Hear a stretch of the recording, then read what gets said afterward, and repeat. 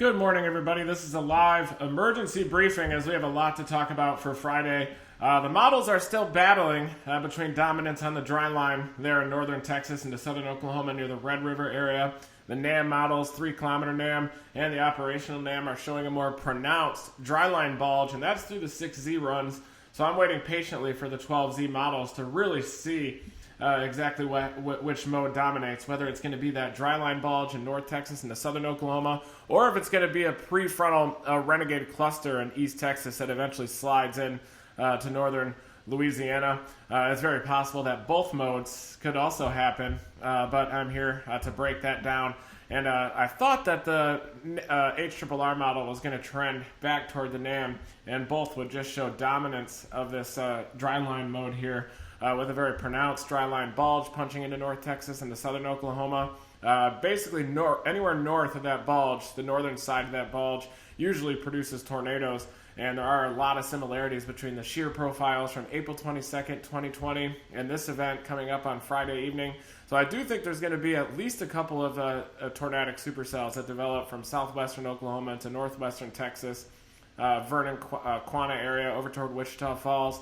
The models do seem to be trending a little bit more progressive with that dry line ejection punching off to the east, so the I-35 corridor just to the west of Ardmore out there near Waurika.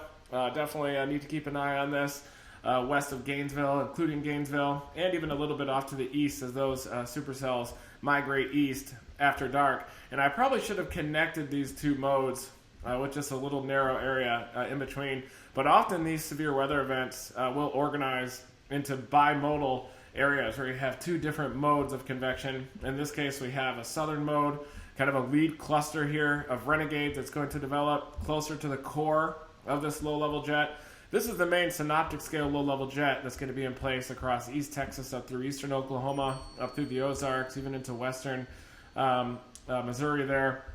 That's the core of the low-level jet. And often what happens with these open waves over top of a dry line is you get a little bit of a decoupling between the instability axis, which is mainly in this area, and the low-level jet that's off to the east.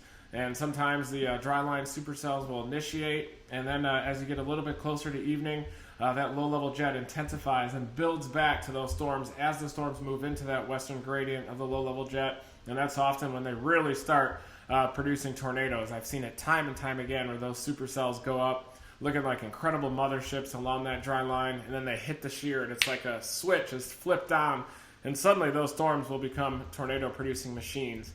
And I certainly could see that happening with that dry line mode. But certainly the best low-level wind shear is out with this renegade cluster of supercells that's forecast to develop within that warm advection regime across far east Texas toward the Arklatex into northwestern Louisiana.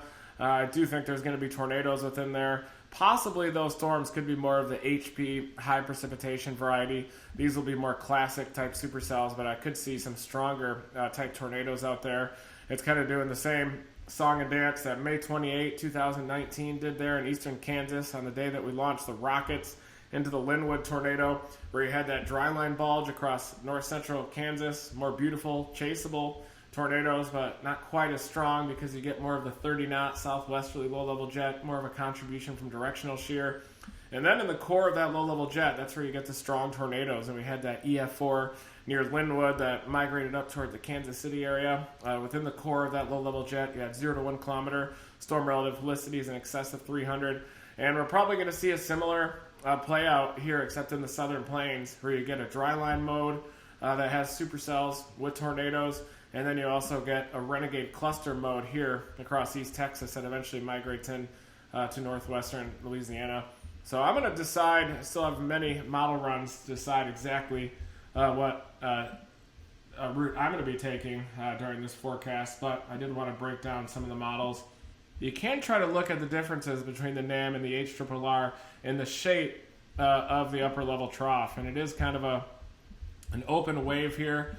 The wave is starting to shear out. As you can see, a lot of the flow is located on the east side of that trough. This is the 3-kilometer NAM here.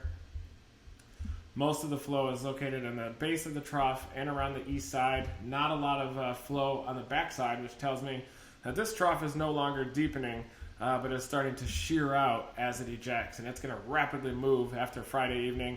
And on Saturday morning into early afternoon, looks like there's going to be a severe weather threat across portions of southern Mississippi, southern Alabama, eventually into South Carolina as well, depending on the strength of that wedge of stable air that's going to be banked up against the mountains.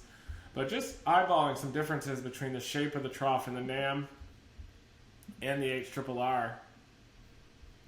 It seems like the HRRR is a lot more smooth with the trough, more of a laminar appearance to those winds.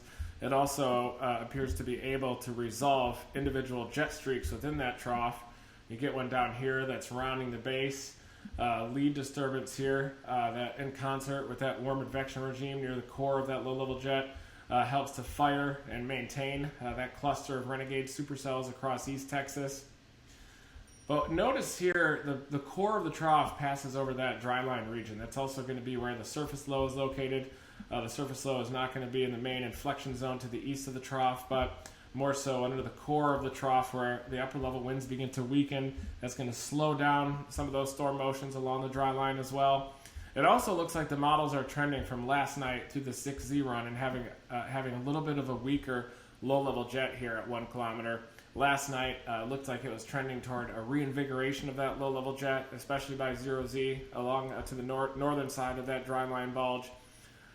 But the models seem to be trending from 0Z to 6Z and showing a little bit weaker of a low-level jet there, which would mean hail-producing supercells up here, but a dominance of this renegade cluster here across East Texas. But that's the HRRR. It does look a little bit smoother, which you'd like to see in the mid-levels of the atmosphere. 3 kilometer NAM, it's a little bit junkier. Gravity waves going all over the place. You can see that cluster of renegade storms developing ahead of that lead jet streak.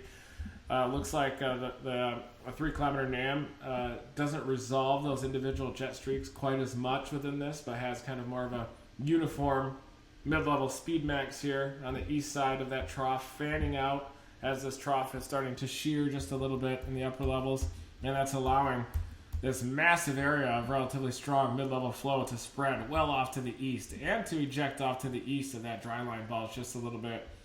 But you can see that the stronger mid-level flow hangs on to the north of the dryline bulge a little bit more on the 3 kilometer NAM as compared to the HRRR, and that's going to lead just a little bit more bulk shear back there. It's also going to lead to some more cyclonic curvature, some greater vorticity advection right near the northern edge of that bulge, and that's also going to help excite a reinvigoration of that low-level jet there over the northern side of the bulge. And that's why the 3 kilometer NAM shows a little bit better of a setup across that bulge.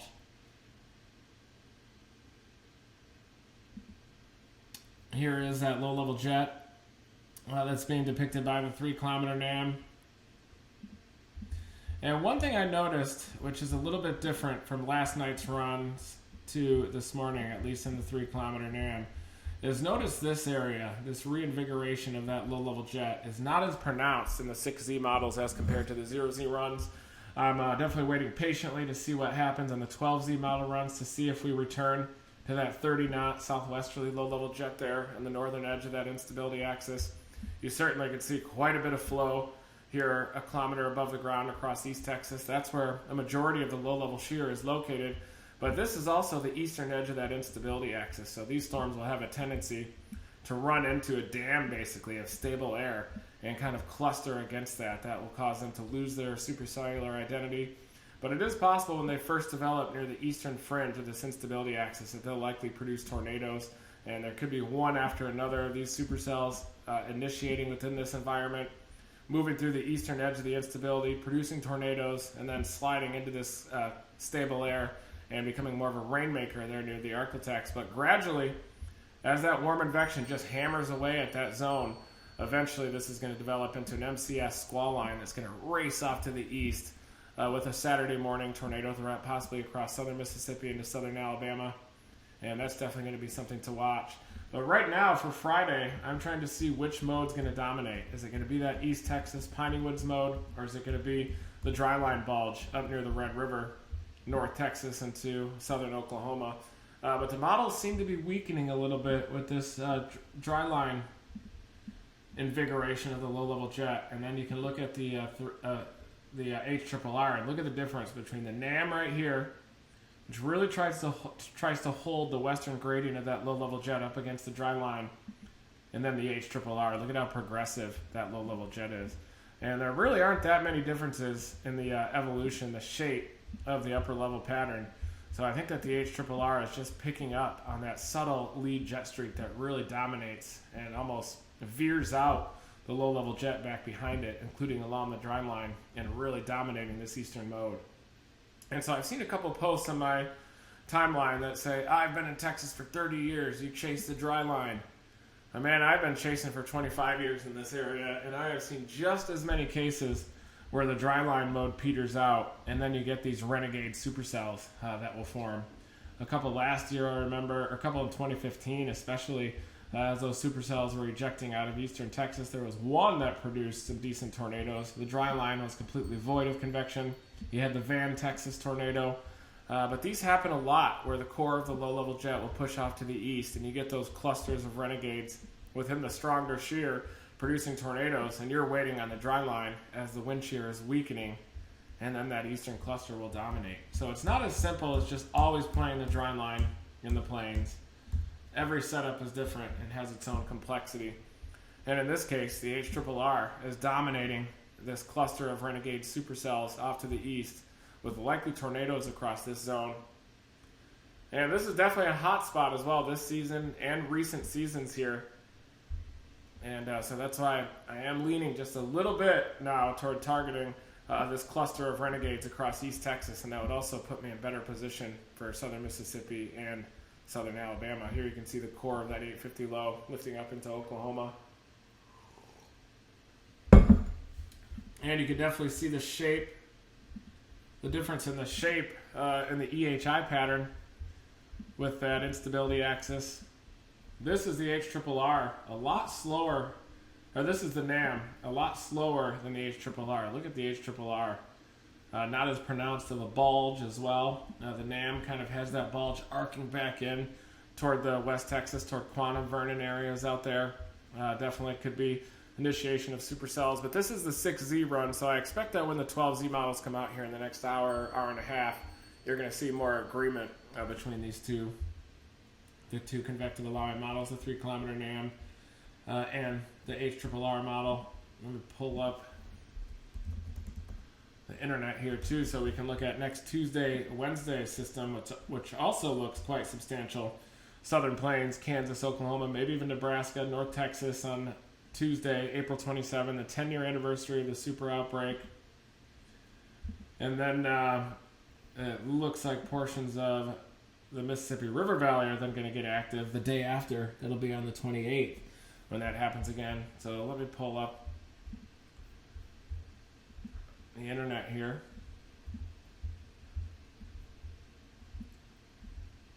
As I'm going to be basically packed up, and I still have some more packing to do. And then I'm going to be hitting the road for both of these target areas, activating chase mode. And then we'll probably have chase mode probably into mid-May, it looks like. So things are happening fast. And that's why you never want to get, I know there's a lot of sentiment online. It seems like there's a lot of anti-storm chaser sentiment.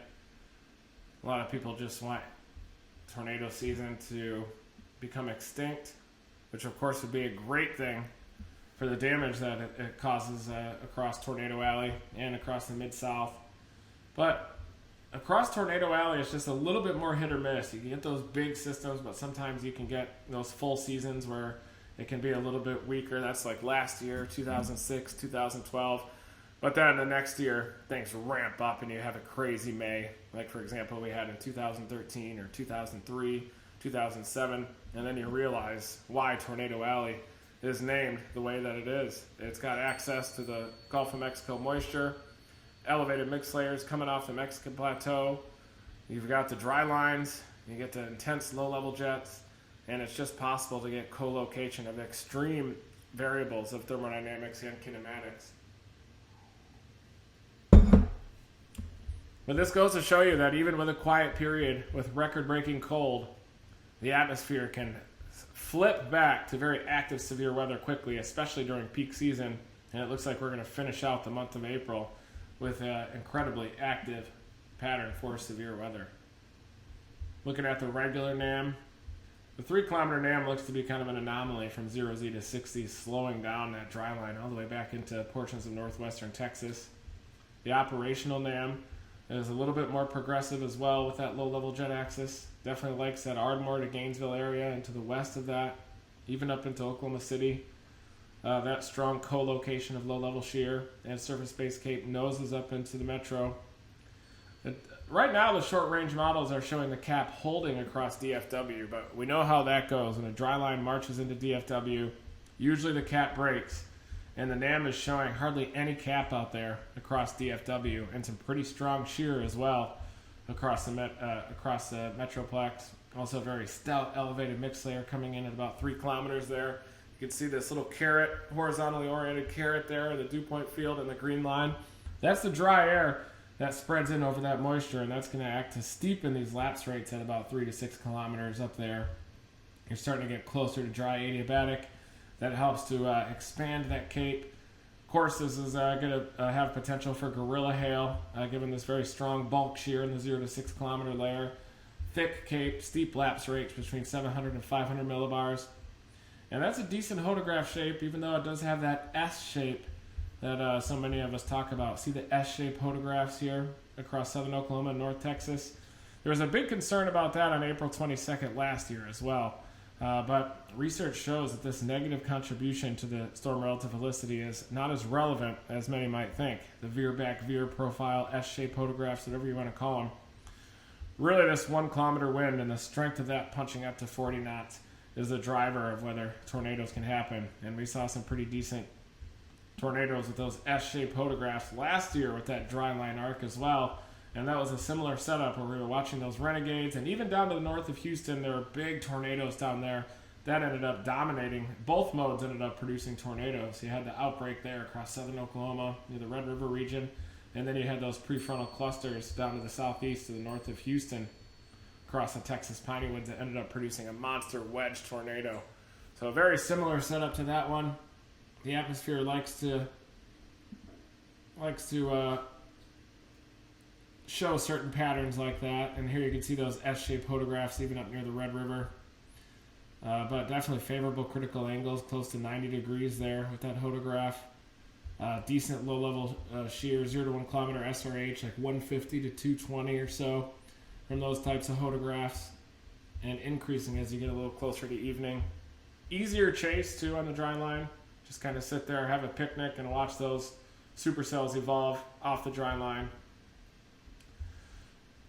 And it does look like we're starting our new series, Cat 6, again. We got greenlit for 3 more episodes during peak season.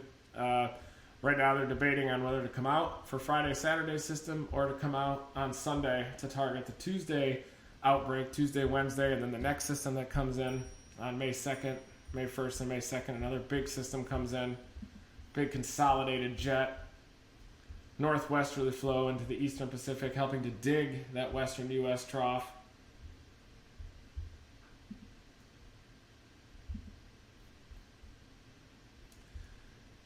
And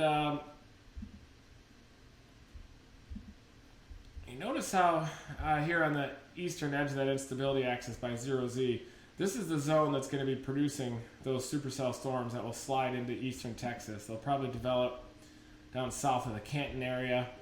And notice how you have a lack of those S-shaped photographs down in this environment across East Texas.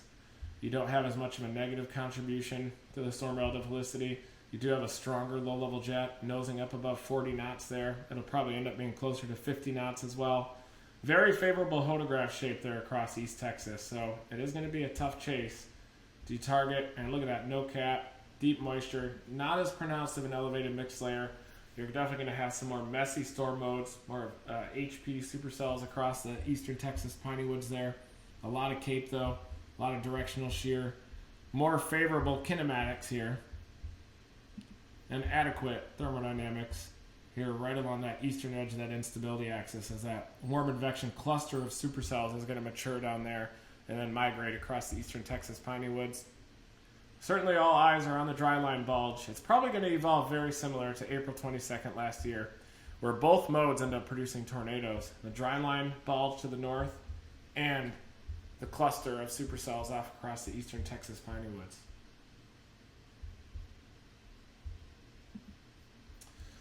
In our Storm Chase EDU class last night, we were covering exactly what the supercell composite is. Basically a combination of CAPE,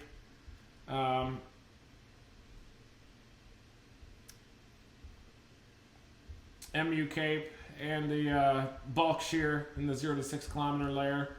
Many supercell composite parameters, though, take the bulk shear from up to 50% up the updraft. Basically 0 to 6 kilometer bulk shear in combination with CAPE. Not necessarily surface-based CAPE, because you can have elevated supercell storms with just the contribution from the mid-level CAPE, which is that max CAPE across the whole entire layer, MU CAPE. But you've also got some decent supercell composite setting the stage for that southern mode being indicated by the NAM. And the HRRR completely dominates that southern mode down there. Let's take a look at the supercell composite. Well, the HRRR also has that supercell composite maximized. That's the co-location of mid-level CAPE, thermodynamics, and bulk shear in this case, even though the low-level shear isn't quite as favorable. The supercell composite is not as dominated by low-level shear as a significant tornado parameter, and that's why it favors this the dry line mode here across southern Oklahoma into central Oklahoma, northern Texas. But we look at the significant tornado parameter, and you give low-level shear a bit more credence, and you can see the southern mode take on a bit more character. South of I-20, it does look like that a cluster runs into some stable air here, even on the HRRR, but the southern edge of that cluster could certainly produce down there. Slightly better wind shear. Do get a little bit of that S shape as well, even on the eastern side of that instability axis. There you can see that elevated mixed layer punching in. So boy, it is a tough forecast here. Either way, I gotta head west. These are some very favorable photographs here as well. I like how that low-level jet veers a little bit and almost erodes some of that negative contribution to the storm relative helicity within these S-shaped photographs. And then you get a lot more robust contribution to the low-level helicity there to the north of Dallas near the Red River region. Boy, it is hard to ignore that dry line. But interestingly, the HRRR does not convect the dry line. It completely dominates this cluster of renegades. You get a tornado producer down here in the southern, or right in the heart of the Texas piney woods, well north of Houston, south of I-20. Maybe down near the Carthage area, even southwest of there. And notice how the HRRR doesn't convect the dry line, which is astonishing. I think as we get to the 12Z runs here in an hour or two, we're going to start to see supercell storms that will develop along that dry line on the north side of the bulge. But the HRRR dominates that southern cluster for some reason due to the shape of the trough, the pushing east of that low-level jet axis. Here you can see the striking agreement with the evolution of this cluster across East Texas. And even the 3 kilometer NAM does not convect that dry line, but it really dominates that eastern cluster. I don't really like to use the NAM composite reflectivity, except for little hints as to what's going to happen. And this is at 8 p.m. You can see that an MCS is forming. It's moving into northern Louisiana, including the I-20 corridor, locations like Ruston, Monroe. Need to keep an eye on these HP monster supercells by 1Z by 8 p.m. And this is the beginning. And it does, the HRRR does convect the dry line here well after dark with some elevated supercells just to the north of the metro. Big hail producers up there. These are going to be the main tornado producers sliding off to the east Friday evening and overnight. Look at that low-level jet ramp up across northern Louisiana there. Banking up right up against the I-20 corridor. Ruston, Monroe off to the east. Eventually Vicksburg, Jackson. And then spreading into Saturday morning, southern Mississippi, southern Alabama is going to wake up as well. See that low-level jet starting to nose into southern Mississippi there. This is at midnight, so you're going to be talking about a nocturnal tornado potential here. Again, across southern Mississippi. Almost a big complex of storms here sliding into southern Mississippi. Flash flood threat, nocturnal embedded tornado threat in here. Training over some things. Training over the same areas.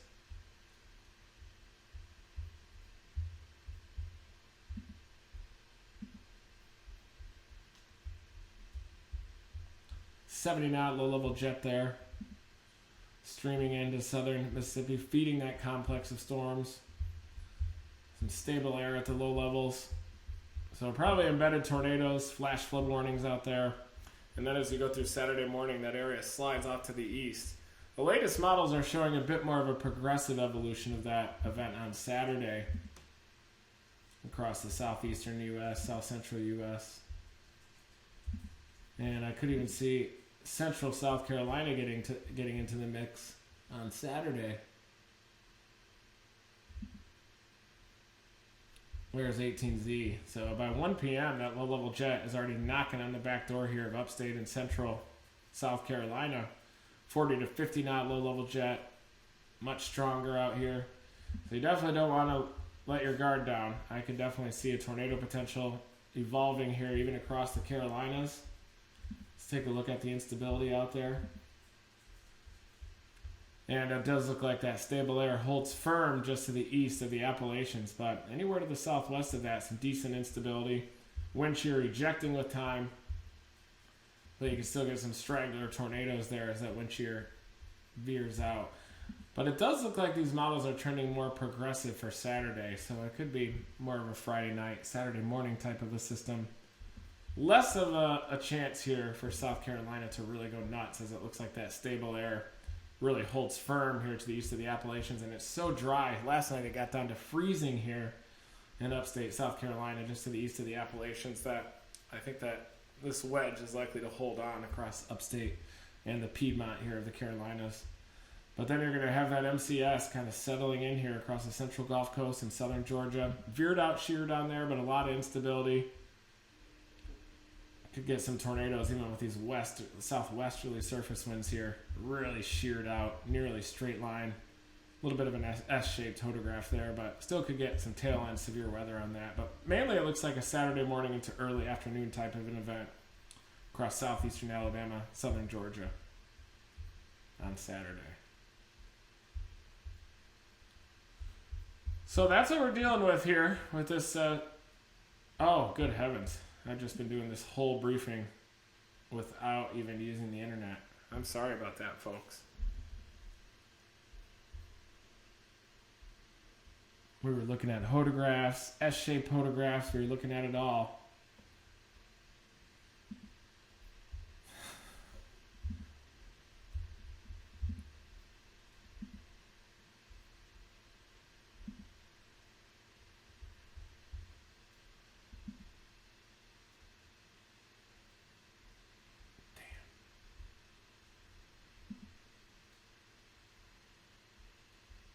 Well, hopefully the audio worked without the visual aids.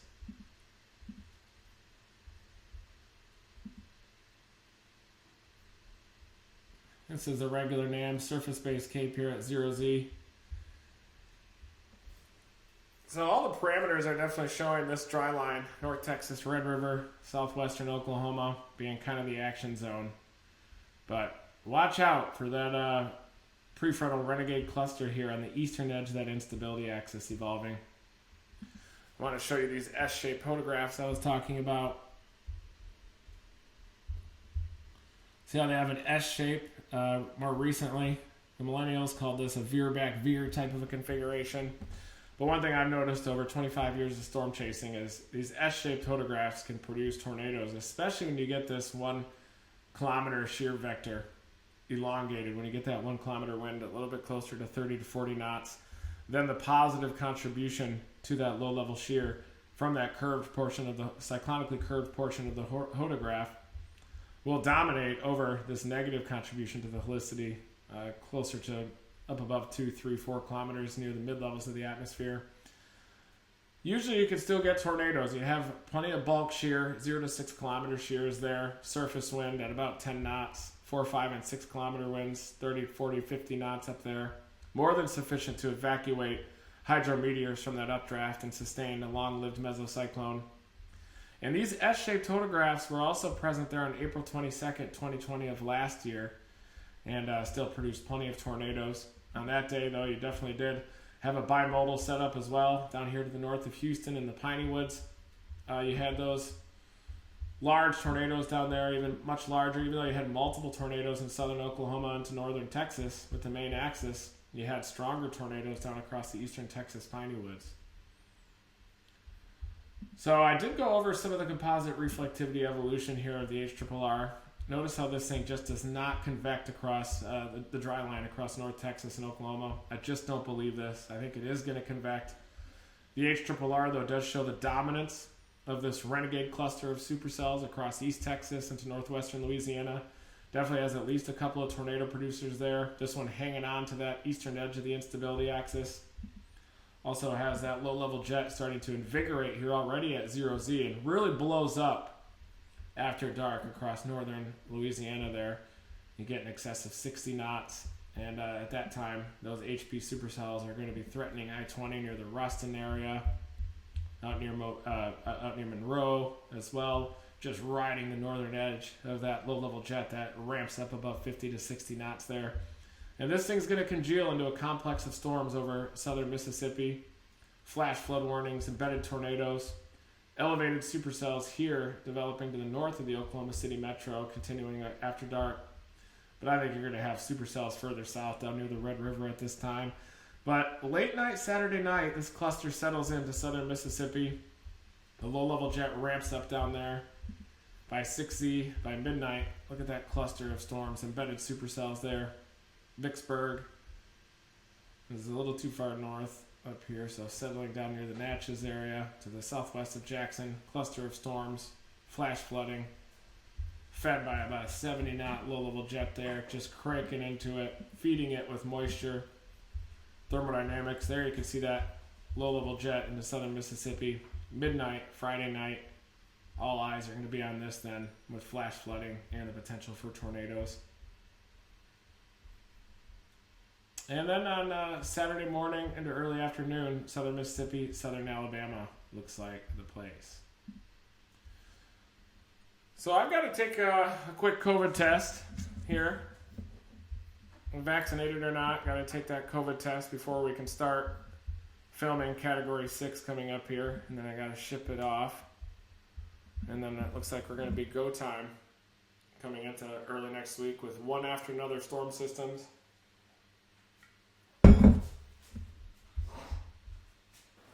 Tuesday still looks big. We can look at that really quickly. Look at the last night's European model. Gizmo's up. Time for her treats. Time for breakfast. She has a chicken sausage every morning, drizzled in CBD. So she's fired up.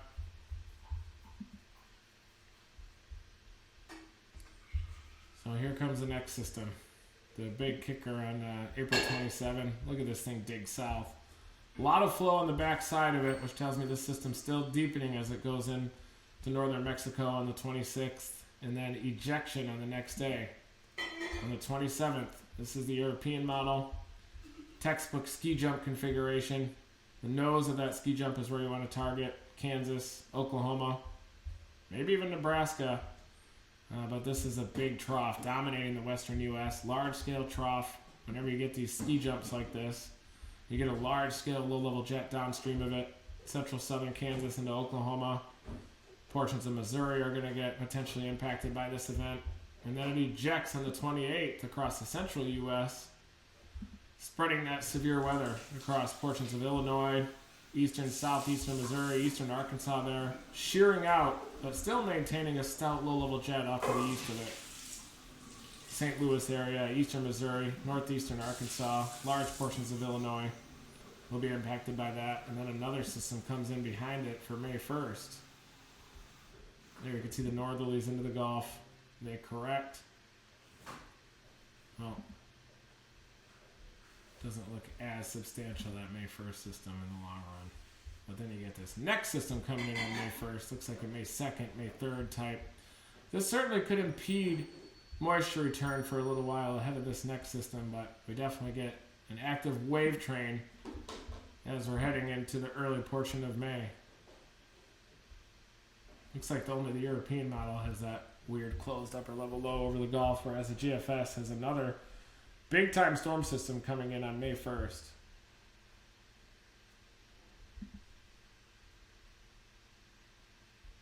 And this also looks like a monster event here for the central U.S.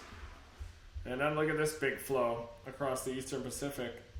That's going to help to prolong this western U.S. trough and lead to a potentially legendary peak season here across Tornado Alley as we go into May, late April into May, peak season. This is looking like just in time that this consolidated upper level jet is going to be moving across the country, and we're definitely going to have the tendency for a western U.S. trough. But on the near term, we've got Friday to look at potential bimodal event to figure out and navigate dryline supercells, North Texas, Southern Oklahoma, and the potential for renegades across East Texas into northwestern Louisiana. Thank you for joining me for my weather reports this morning. I'm going to be going live, full-blown storm chase mode.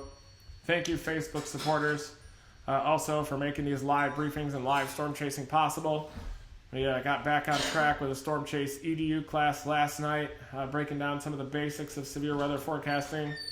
We'll pick up that again next week after the Tuesday, Wednesday setups, and we'll plot some photographs and some SKUTs as well for some big legendary chases. So thank you, everybody. It also makes our Team Dominator science tick. We're going to be bringing out the subsonic sensors out there. Mark is still hard at work on the Team Dominator weather stations, hoping to have that mounted on Dominator 4 as we get a little bit toward the middle portion of May. You can sign up for those email updates on the weather stations at dominatorwx.net. Sign up for our newsletter, updates on how to get involved in our science, how to access some of those weather stations. So thank you, everybody. We're in the peak of severe weather season. Storm season is here, and that means potentially dangerous severe weather on the horizon here across Tornado Alley and even portions of the central U.S.